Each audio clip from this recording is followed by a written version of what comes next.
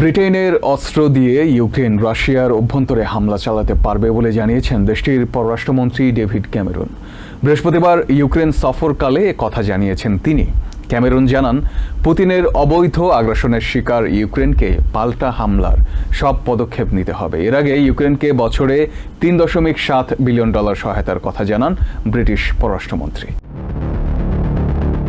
ব্রিটেনের পররাষ্ট্রমন্ত্রী David Cameron বলেছেন, ব্রিটিশ অস্ত্র দিয়ে রাশিয়ার ভূখণ্ডে হামলা চালানোর পূর্ণ অধিকার আছে ইউক্রেনের। তিনি জানান, অস্ত্র কিভাবে ব্যবহার করবে সে বিষয়ে সিদ্ধান্ত নেওয়া ইউক্রেনের নিজস্ব ব্যাপার। In terms of what the Ukrainians do, in our view, it is their decision.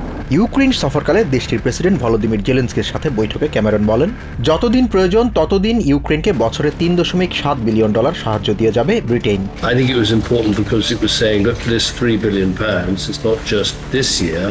পররাষ্ট্রমন্ত্রী হিসেবে এটি ক্যামেরনের দ্বিতীয় সফর। ব্রিটিশ প্রধানমন্ত্রী ঋষি সুনাক এবছর ইউক্রেনের জন্য সামরিক সহায়তা ঘোষণার পরপরই ক্যামেরন ইউক্রেন সফরে যান। ব্রিটেনের দেওয়া অস্ত্রের ব্যবহার সম্পর্কে তিনি বলেন, রাশিয়া ইউক্রেনে হামলা শুরু করেছে, ইউক্রেনেরও পূর্ণ অধিকার আছে রাশিয়ায় পাল্টা হামলা করার। পুতিনের অবৈধ আগ্রাসনের শিকার ইউক্রেনকেই পাল্টা হামলার সব পদক্ষেপ নিতে হবে বলেও জানান তিনি। Russia has launched an attack into Ukraine and Ukraine absolutely has the right to strike back at Russia.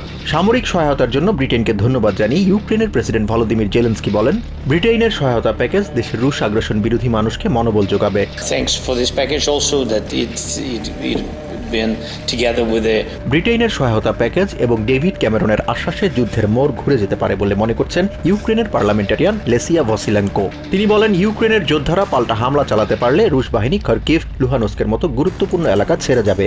So for us being able to hit back and destroy the sources. ক্যামেরনের বক্তব্যকে বিপজ্জনক বলে নিন্দা করেছে রাশিয়া। এক বিবৃতিতে ক্রেমলিনের মুখপাত্র Dmitry Peskov জানান, এ ধরনের উস্কানিমূলক বক্তব্যে ইউরোপে নিরাপত্তা হুমকি সৃষ্টি হতে পারে।